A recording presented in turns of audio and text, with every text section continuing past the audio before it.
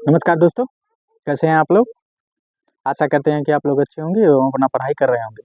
तो स्वागत है आप लोगों का मास्टर विद्यापीठ के इस यूट्यूब चैनल पे। तो हम लोगों ने पिछले लेक्चर में जो है प्रकाश का अपवर्तन, उसके बाद अपवर्तन, अपवर्तनांक, उसके बाद चिन्ह परिपाटी, लेंस के लिए चिन्ह परिपाटी, उसके बाद लेंस। ये सारे चैप्टर टॉपिक को जो है मैंने कवर करा दिया आप लोगों को। आज जो हमारा लेक्चर जो चलेगा वो चलेगा लेंस में प्रतिबिंब किस प्रकार से बनता है। तो चलिए बिना समय गवाए लेक्चर को शुरू करते हैं। तो आज का हमारा टॉपिक क्या है? लेंस में प्रतिबिंब का बनना। लेंस में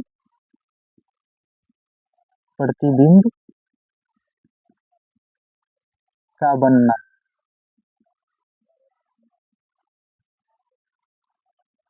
लेंस में प्रतिबिंब किस प्रकार बनता है, उससे पहले मैं आप लोगों को जिस प्रकार मैंने दर्पण में आपको 4 रूल बताया था, जिसको मैं यूज करके आप लोगों को प्रतिबिंब किस प्रकार बनता है वो बता रहा था। इसी प्रकार मैं आपको लेंस में जो है 3 जो रूल बताऊंगा, जो कि एनसीईआरटी में भी उल्लेखित है। उसी के अनुसार से हम जो है लेंस में किस प्रकार प्रतिबिंब बनता है वो बनाएंगे। तो चलिए वो तीनों रूल देख लेते हैं। रूल फर्स्ट क्या है? रूल फर्स्ट है जो जब कोई प्रकाश जब कोई प्रकाश मुख्य अक्ष के मुख्य अक्ष के समांतर आ रही है,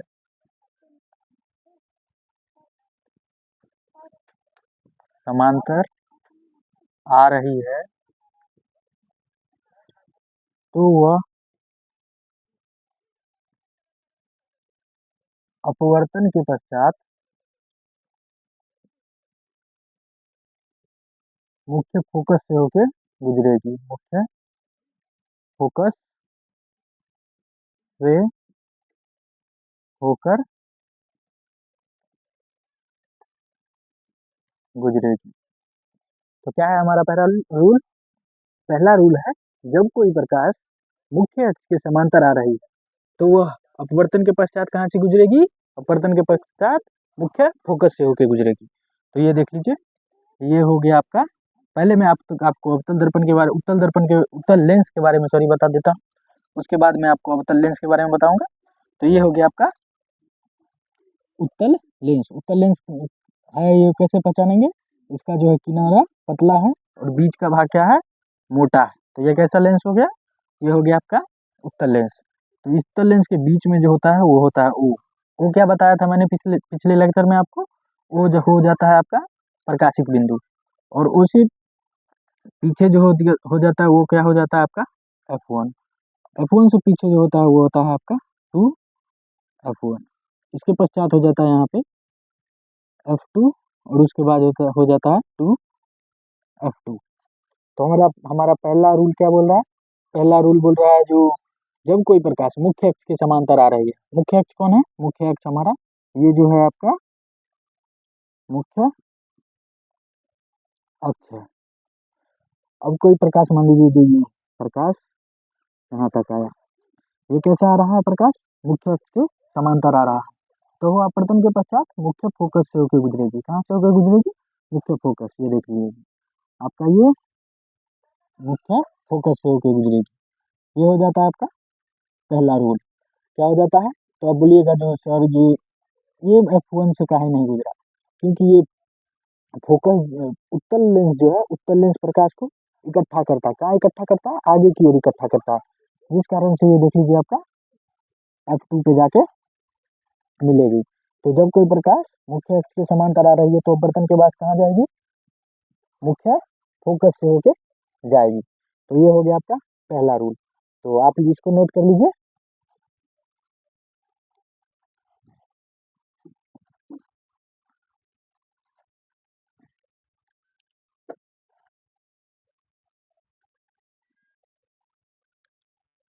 तो चलिए हम देखते हैं जो रूल 2 क्या है।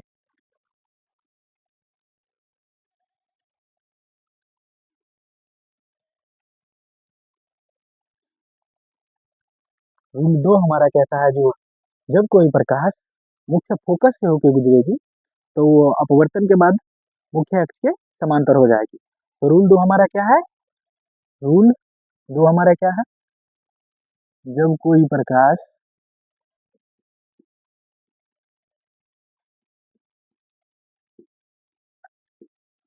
मुख्य फोकस से होकर गुजरेगी, मुख्य फोकस से होकर गुजरेगी तो वह प्रकाश अपवर्तन के पश्चात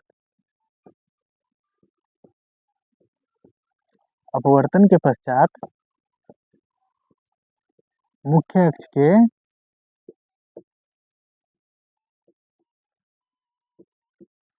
समांतर हो जाएगी। हो जाएगी। तो रूल दो क्या है कि हमारा, जब कोई प्रकाश मुख्य फोकस से होकर गुजर रही है तो वो प्रकाश के अपवर्तन के पश्चात क्या हो जाएगा? मुख्य अक्ष के समांतर हो जाएगा। तो चलिए डायग्राम की मदद से आप ये इसको देख लीजिए, ये किस प्रकार होता है। ये हो गया आपका उत्तल लेंस, ये हो गया आपका मुख्य अक्ष, ये हो गया आपका वो जो कि है प्रकाशिक बिंदु, ये हो गया आपका फोकस वन, ये हो गया 2f1 और ये हो गया f2 और ये हो गया 2f2।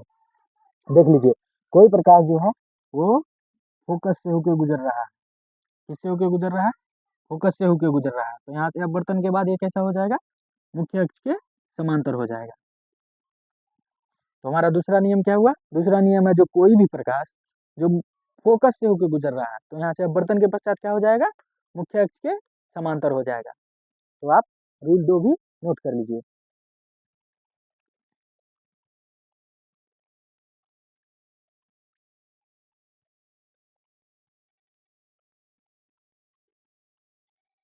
तो चलिए अब हम देखते हैं जो रूल तीन क्या कहता है।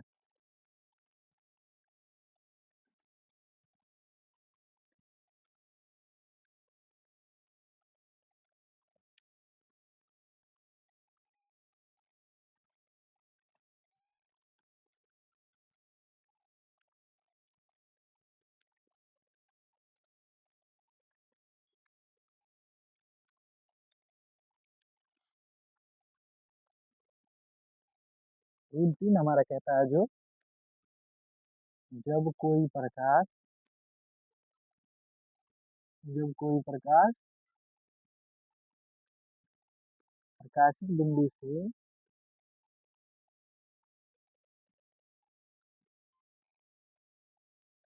प्रकाशित बिंदु से होकर गुजरेगा तो अपवर्तन के पश्चात अपवर्तन के पश्चात वह उसी मार्ग से लौट जाएगा।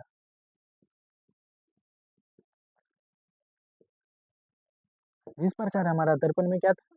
दर्पण में जब हमारा प्रकाश जो है वक्ता केंद्र से होकर गुजर रहा था तो वहीं से वो वापस लौट जाता था।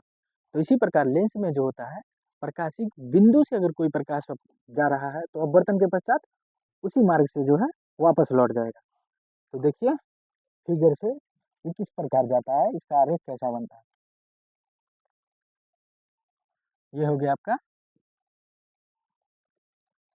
उत्तल लेंस, ये हो गया आपका प्रकाशिक बिंदु जो कि ओ से डिनोट किया जाता है। ये हो गया आपका f1, ये हो गया आपका 2f1, ये हो गया आपका f2 और ये हो गया आपका 2f2। तो ये देखिए जब कोई प्रकाश कहाँ से होकर गुजर रहा है? प्रकाशिक बिंदु क्या है हमारा? ओ, ये देखिए जब हमारा प्रकाश प्रकाशिक बिंदु से होकर गुजरेगा, इससे होकर गुजर रहा है तो अपवर्तन के पश्चात कहाँ से जाएगा? अपवर्तन के पश्चात भी इसी बिंदु से वो गुजर जाएगा। तो ये था हमारा रूल तीन। तो इसको भी आप नोट डाउन कर लीजिए।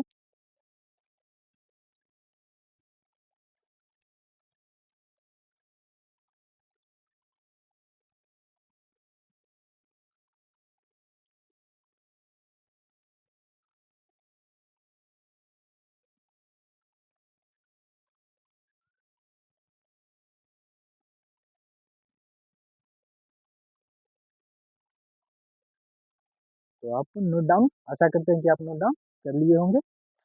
तो चलिए, मैंने आपको तीनों जो है रूल्स बता दिया।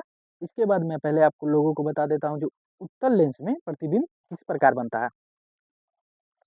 तो जिस प्रकार हमने अवतल दर्पण में जो पढ़ा था 6 स्थिति, उसी प्रकार हम उत्तल लेंस में क्या पढ़ेंगे, 6 स्थिति। अर्थात पहले हम वस्तु को कहाँ रखेंगे, पहले हम वस्तु को रखेंगे अनंत पे, उसके बाद कहाँ रखेंगे 2f1 से परे रखेंगे, उसके बाद कहाँ रखेंगे 2f1 पे रखेंगे, उसके बाद कहाँ रखेंगे 2f1 एवं f1 के बीच रखेंगे, उसके बाद f1 पे, उसके बाद कहाँ रखेंगे प्रकाशिक बिंदु एवं f1 के बीच। देख लीजिए, ये हो गया आपका लेंस, ये हो गया आपका प्रकाशिक बिंदु, ये हो गया आपका f1, ये हो गया आपका 2f1, ये हो गया आपका f2, ये हो गया आपका 2f2। तो सबसे पहले हम वस्तु को कहाँ रखेंगे, पहली स्थिति में हम वस्तु को अनंत पे रखेंगे, दूसरी स्थिति में हम वस्तु को कहाँ रखेंगे, दूसरी स्थिति में हम वस्तु को 2f1 से परे रखेंगे, तीसरी स्थिति में हम वस्तु को कहाँ रखेंगे, तीसरी स्थिति में हम वस्तु को 2f1 पर ही रखेंगे, चौथी स्थिति में कहाँ रखेंगे, चौथी स्थिति में हम ये दोनों के बीच रखेंगे, 2f1 एवं f1 के बीच चौथी स्थिति में हम रखेंगे। पांचवी स्थिति में हम कहाँ रखेंगे, पांचवी स्थिति में हम f1 पे वस्तु को रखेंगे। छठवीं स्थिति में कहाँ रखेंगे, f1 एवं प्रकाशिक बिंदु के बीच रखेंगे। तो जिस प्रकार मैंने आपको अवतल दर्पण में जो है 6 स्थिति बताया था, उसी प्रकार मैं उत्तल लेंस में आपको 6 स्थिति बताऊंगा एवं अवतल लेंस में जो है 2 स्थिति बताऊंगा। तो चलिए, सबसे पहले हम वस्तु को जो है अनंत पे रख के देख लेते हैं।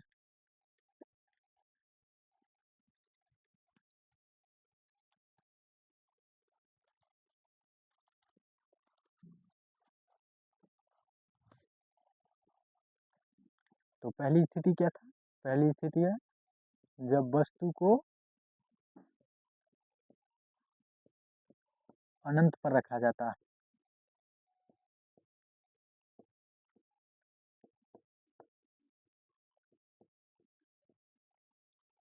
तो देख लीजिए, ये हो गया आपका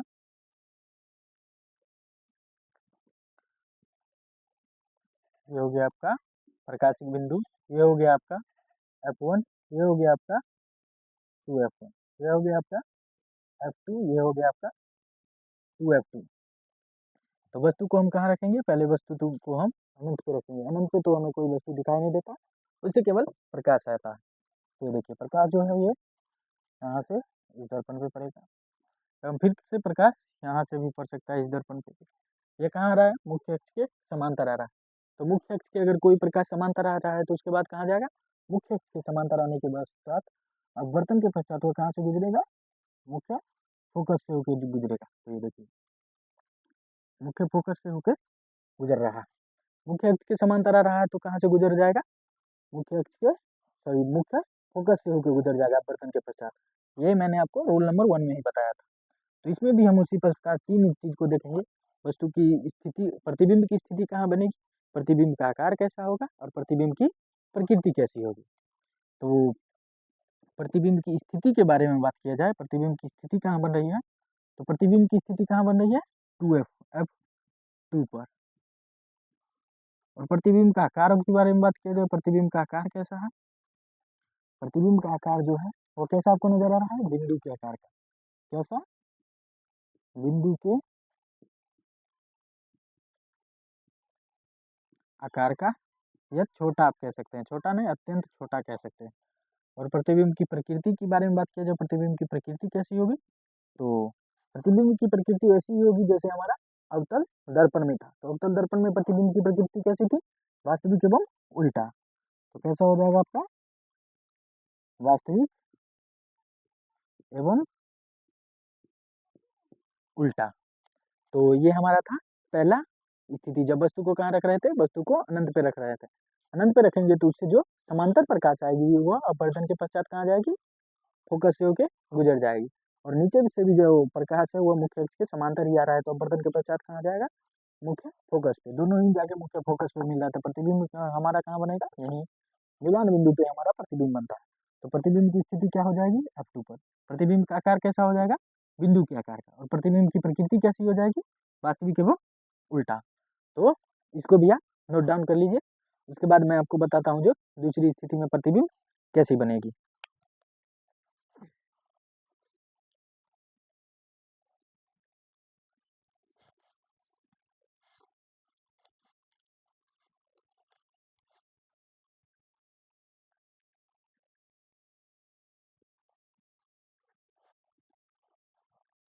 तो चलिए हम दूसरी स्थिति देखते हैं। दूसरी स्थिति में जब हम वस्तु को F1 से 2F1 से परे रखते हैं।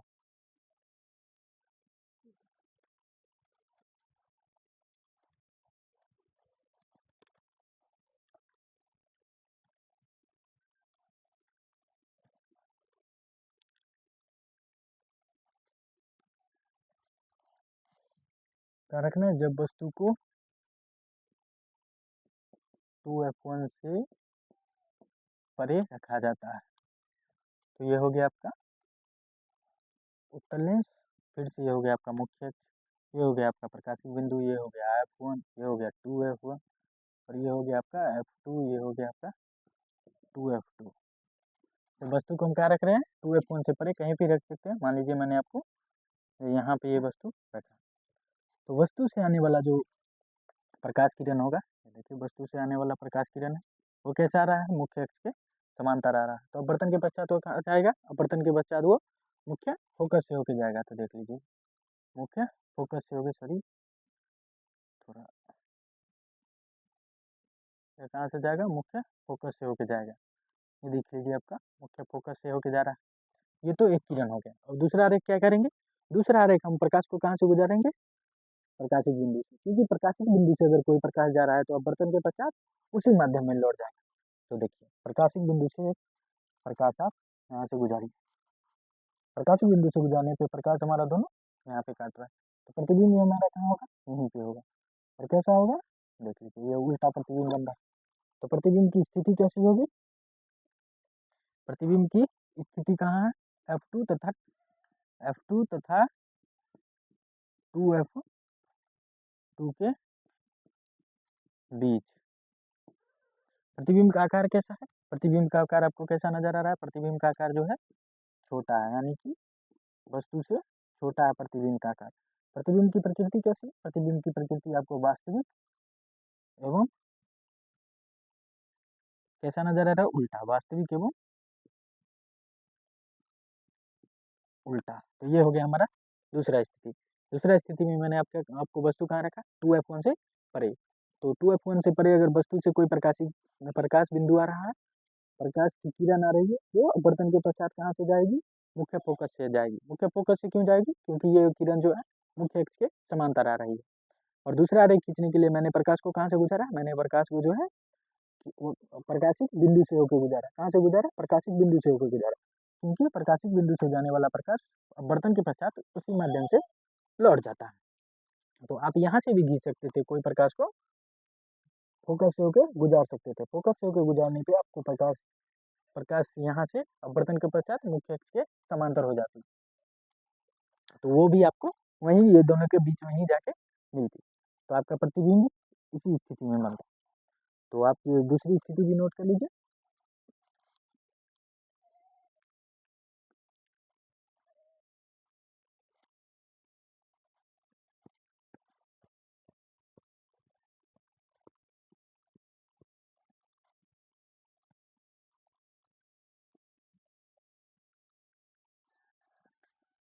आशा करते हैं कि आप लोगों ने नोट कर लिया होगा। तो चलिए तीसरी स्थिति देखते हैं, जो तीसरी स्थिति क्या है।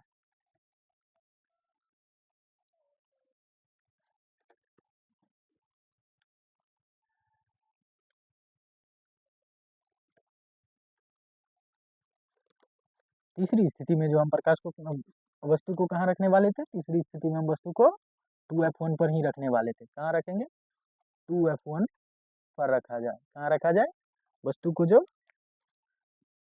2F1 पर रखा जाए। तो ये हो गया आपका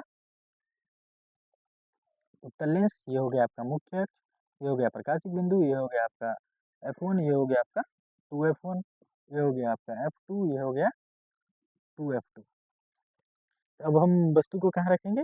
वस्तु को हम रखेंगे प्रकाशिक बिंदु, सॉरी वस्तु को 2F1 पे रखेंगे। तो वस्तु से आने वाला जो मुख्य अक्ष के समांतर प्रकाश है वो अपवर्तन के पश्चात कहाँ से जाएगा, अपवर्तन के पश्चात जो है मुख्य अक्ष से होके गुजर जाएगा, सॉरी मुख्य फोकस से होके गुजर जाएगा। और दूसरा प्रकाश हम कहाँ से गुजारेंगे, दूसरा प्रकाश हम फिर यहीं से गुजारते हैं वो प्रकाशिक बिंदु से, क्योंकि यहाँ से जाने वाला प्रकाश जो उसी माध्यम में लौट जाता है तो हमको जो है हम लोगों को जो आरेख खींचने में होगा वो आसानी होगा। तो ये देख लीजिए प्रकाश जो है यहीं से होकर गुजार रहा है, तो कहाँ से गुजारे, प्रकाशिक बिंदु से होकर गुजारे। तो अपवर्तन के पश्चात प्रकाशिक बिंदु से जाने वाला प्रकाश कहाँ जाता है, सेम उसी रास्ते पे जो है वापस लौट जाता है। तो हमारा दोनों प्रकाश कहाँ पे मिल रहा है, दोनों प्रकाश ये देख लीजिए 2F2 पे मिल रहा है। तो प्रतिबिंब हमारा कहाँ, प्रतिबिंब की स्थिति कहाँ होगी, प्रतिबिंब की स्थिति कहाँ होगी 2F2 पर। और प्रतिबिंब का साइज कैसा होगा, ये देख लीजिए प्रतिबिंब का साइज जो है छोटा होगा, कैसा होगा, छोटा। प्रतिबिंब की प्रकृति कैसी है, वास्तविक एवं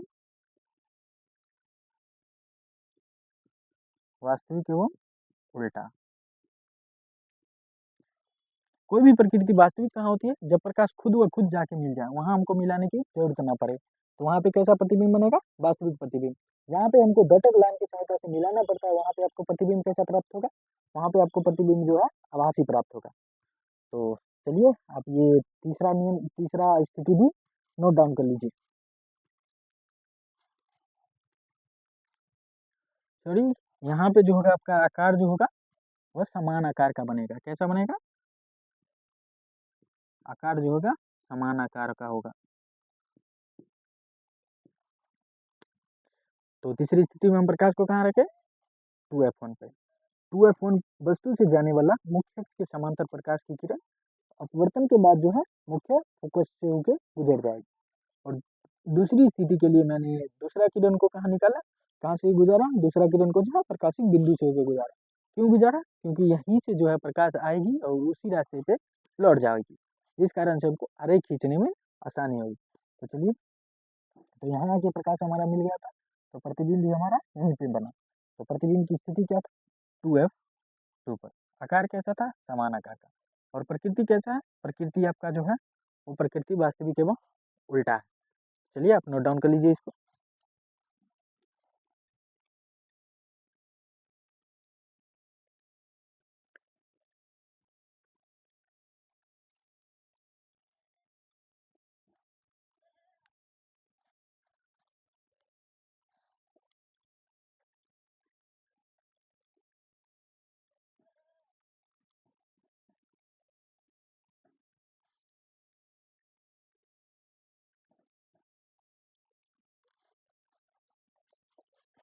तो चलिए हम लोग चौथी स्थिति के बारे में देखते हुए, चौथी स्थिति में प्रतिबिंब किस प्रकार बनेगा। चौथी स्थिति में हम वस्तु को कहाँ रखने वाले थे, चौथी स्थिति में हम वस्तु को जो है F1 तथा 2F1 के बीच रखने वाले थे।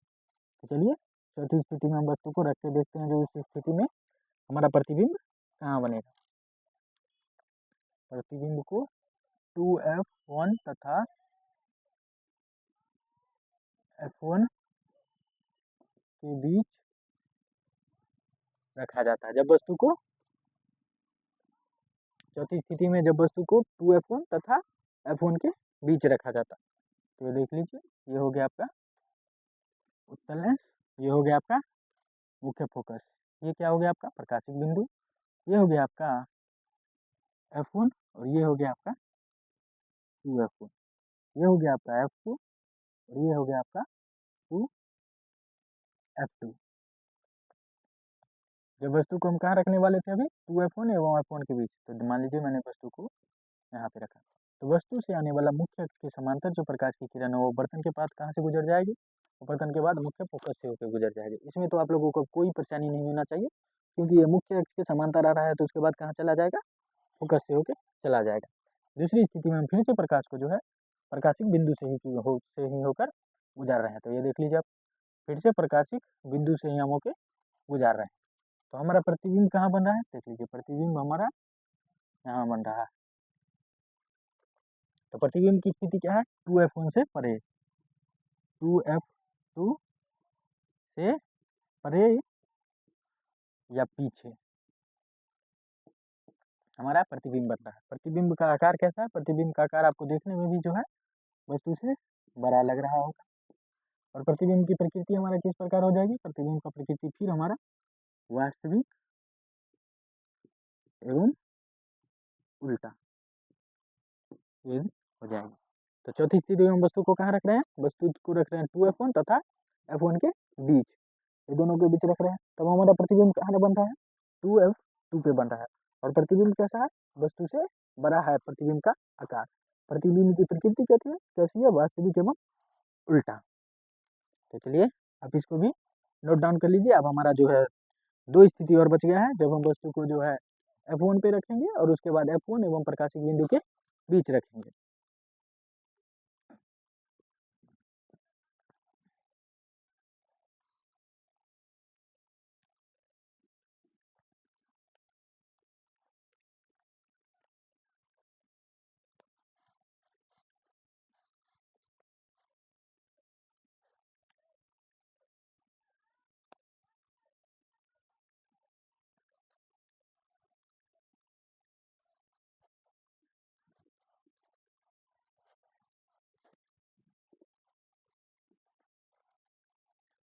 तो चलिए 5वीं स्थिति में देखते हैं, जो वस्तु को F1 पे रख के प्रतिबिंब कहाँ बनता है।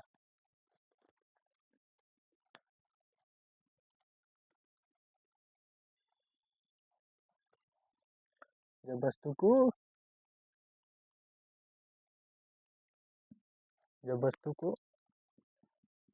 F1 पर रखा जाता है, तो ये हो गया आपका मुख्य अक्ष, ये है आपका उत्तल दर्पण, ये हो गया आपका F2, ये हो गया आपका 2F2। तो हम वस्तु को कहाँ रख रहे हैं? वस्तु को जो हम रख रहे हैं F1 पे। तो इससे आने वाली समांतर प्रकाश की किरण, जो मुख्य अक्ष के समांतर प्रकाश की किरण फिर से कहाँ से जाएगी? फिर से जो मुख्य अक्ष से समांतर ही जाएगी। इसके बाद हम दूसरा प्रकाश कहाँ से गुजारेंगे? दूसरा प्रकाश जो है हम फिर से प्रकाशिक बिंदु से ही गुजारेंगे। तो ये देख लीजिए, प्रकाशिक बिंदु से जब हम प्रकाश गुजारते हैं तो जिस माध्यम में जाता है, जिस रास्ते से जाता है उसी रास्ते से वापस लौट जाता है। तो आप ये देख रहे हो, जो ये दोनों जो है आपको समांतर जाता हुआ प्रतीत हो रहा है। तो समांतर बिंदु कहीं भी जाके मिलेगा?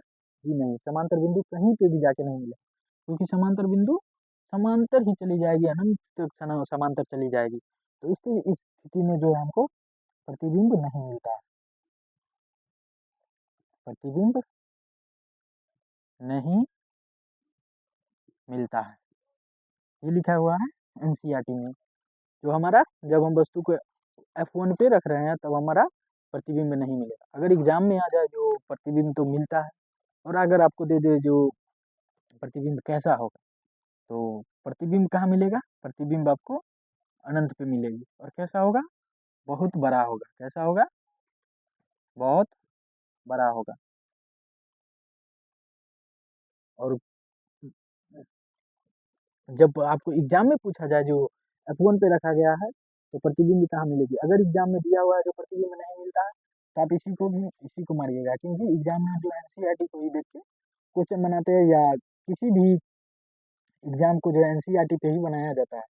तो आप अगर उसमें दिया गया है जो प्रतिबिंब नहीं मिल रहा है, तो आप इसी को टिक कीजिएगा।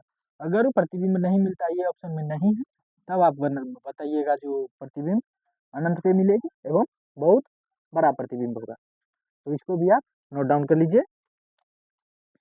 अब हमारा जो है, अब हमारा मात्र एक ही स्थिति बच गया है, जो कि है प्रकाशिक बिंदु एवं F1 के बीच जब रखा जाता है।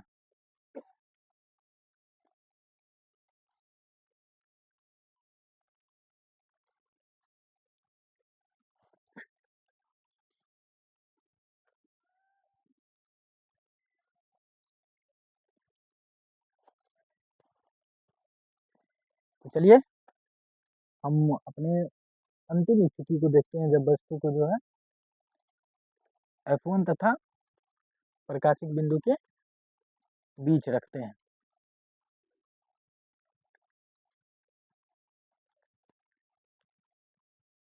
जब वस्तु को हमारा कैसा हो जाएगा, ये छठी स्थिति हो जाएगी, वस्तु को F1 तथा O के बीच रखा जाए। तो देख लीजिए, ये हो गया हमारा उत्तल लेंस। ये हो गया आपका O यानी कि प्रकाशिक बिंदु। ये हो गया आपका F1, ये हो गया आपका 2F1, ये हो गया आपका F2, ये हो गया आपका 2F2। अब हम वस्तु को कहाँ रख रहे हैं, वस्तु को जो है ये F1 एवं प्रकाशिक बिंदु इन दोनों के बीच मानिए जो यहाँ पे रख रहे हैं। यहाँ पे रखिएगा तो फिर से यहाँ से जो आने वाला मुख्य अक्ष के समांतर आता प्रकाश जो है अपवर्तन के पश्चात कहाँ से गुजरेगा, अपवर्तन के पश्चात फोकस से ही गुजरेगा। तो देख लीजिए, फोकस से होकर गुजर जाएगा। और फिर से हम कहाँ से गुजारेंगे, एक और आरेख को जो है प्रकाशिक बिंदु से होकर गुजारेंगे। प्रकाशिक बिंदु से क्यों गुजारेंगे, क्योंकि प्रकाशिक बिंदु के जो प्रकाश आता है वह अपवर्तन के पश्चात उसी माध्यम में चला जाता है, तो इससे हमें आरेख खींचने में आसानी होती है। तो चलिए हम प्रकाशिक बिंदु से एक आरेख खींच दिए। तो ये देखिए, प्रकाशिक बिंदु से जो किरण आ रहा है वो अपवर्तन के पश्चात कहाँ जाएगा, उसी माध्यम में चल जाएगा। तो ये देख लीजिए, ये जो है इसमें जो गैप जो है वो गैप बढ़ते चले जा रहा है। क्या समांतर किरण में गैप बढ़ता है या समान रहता है, तो समांतर किरण में गैप समान रहता है, जहां तक जाएगा एक समान रहेगा। तो ये हमारा समांतर किरण है, जी नहीं, ये हमारा समांतर किरण नहीं है। तो इसको हम मिलाने के लिए पीछे की ओर डॉटेड लाइन की सहायता से जो है प्रतिबिंब प्राप्त करेंगे। तो इसको एक इमेजिनरी की तरह आप मानिए, जो डॉटेड लाइन की सहायता से आप मिला दीजिए, जो हमारा यहाँ प्रतिबिंब बन रहा है। ये देख लीजिए, प्रतिबिंब बन रहा है। तो प्रतिबिंब कैसा है, हम डॉटेड लाइन की सहायता से मिला रहे हैं। तो प्रतिबिंब का प्रकृति हमारा कैसा होगा, प्रतिबिंब का प्रकृति हमारा होगा आभासी। आभासी कहिए या काल्पनिक कहिए। और कैसा है, वस्तु के आकर के सीधा है, जैसा वस्तु है प्रतिबिंब भी उसी स्थिति में है, तो कैसा हो जाएगा, सीधा। तो हमारा प्रतिबिंब की प्रकृति कैसी हो जाएगी, प्रतिबिंब की प्रकृति जो हो जाएगी वो हो जाएगी आभासी एवं सीधा। और आकार के बारे में बात किया जाए तो आकार वस्तु से बड़ा हो जाएगा, प्रतिबिंब का आकार वस्तु से बड़ा हो जाएगा। तो ये मान लीजिए आवर्धित, आवर्धित मतलब बड़ा ही होता है। प्रतिबिंब की स्थिति कहाँ होगी, प्रतिबिंब की स्थिति क्या होगी, लेंस के पीछे। क्या होगी, लेंस के पीछे। तो हमारा छठा स्थिति क्या था, छठा स्थिति है जब वस्तु को F1 तथा प्रकाशिक बिंदु के बीच रखा जाता है। तब हमारा प्रतिबिंब कहाँ बनता है, प्रतिबिंब बनता नहीं, हमको प्रकाशिक डॉटेड लाइन की सहायता से हमको बनाना पड़ता है। तो इसलिए प्रतिबिंब का जो प्रकृति कैसा हो जाएगा, आभासी एवं सीधा। आभासी क्यों, क्योंकि हम मिला रहे हैं, खुद व खुद नहीं मिल रहा है। अगर खुद व खुद मिल जाता तो कैसा होता, वास्तविक हो जाता। हम मिला रहे हैं तो ये कैसा हो गया, आभासी। और आकार में कैसा है, यह वस्तु से बड़ा है। तो आप इसको भी नोट डाउन कर लीजिए। इसके बाद मैं आपको बता रहा हूँ जो अवतल लेंस में प्रतिबिंब किस प्रकार बनेगा।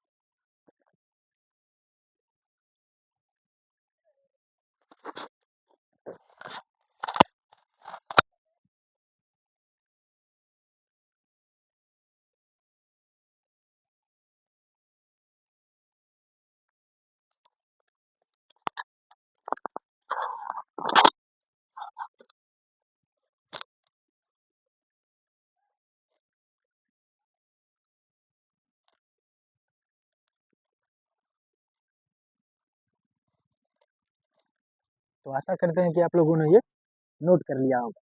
जब वस्तु को हम अंतिम स्थिति हमारा था, जब वस्तु को F1 तथा O के बीच रख रहे हैं, तब हमारा प्रतिबिंब कहाँ बन रहा है? प्रतिबिंब दर्पण के लेंस के पीछे नहीं, लेंस के दिशा में ही बन रहा है, सॉरी, क्योंकि वस्तु हम इधर रख रहे हैं, प्रतिबिंब भी इधर ही बन रहा है, तो लेंस के दिशा में ही हमारा प्रतिबिंब बन रहा है। प्रतिबिंब कैसा है? बड़ा है, वस्तु के आकार का बड़ा है, इसलिए आवर्धित या इसी को हम बड़ा कहते हैं। प्रकृति कैसी है प्रतिबिंब का? आभासी या काल्पनिक या और सीधा, काल्पनिक और सीधा। तो चलिए मैं आपको बताता हूँ इसके बाद अवतल लेंस में प्रतिबिंब किस प्रकार बनता है। अवतल लेंस में जो है हमको दो ही स्थिति पढ़ना है, जिस प्रकार मैंने आपको उत्तल दर्पण में दो स्थिति बताया था, उसको उसी प्रकार अवतल लेंस में दो ही स्थिति होता है।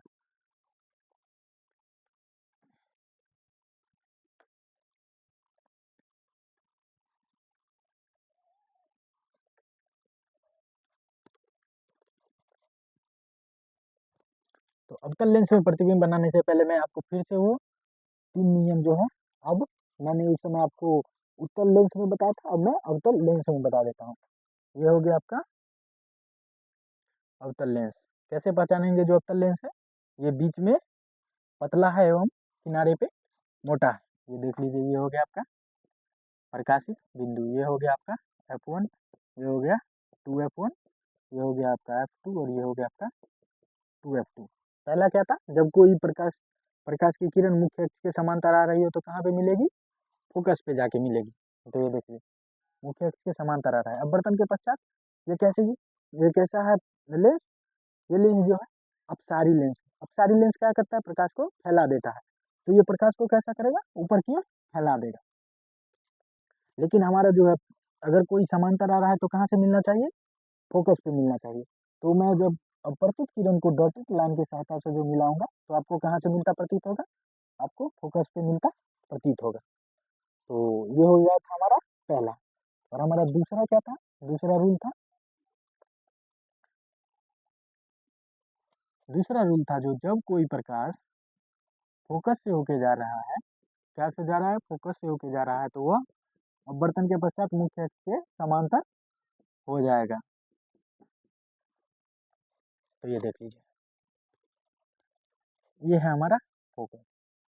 यहाँ से जो है प्रकाश जा रहा है, अपवर्तन के पश्चात यह क्या करेगा? अपवर्तन के पश्चात ये प्रकाश को क्या करेगा? प्रकाश को मोड़ देगी। किधर किधर की ओर मोड़ देगी? तो बाहर की ओर मोड़ देगी। तो परंतु हमारा प्रकाश का किरण जो है कैसा होना चाहिए था?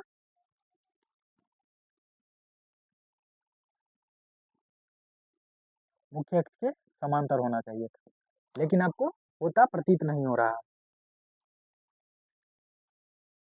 सॉरी,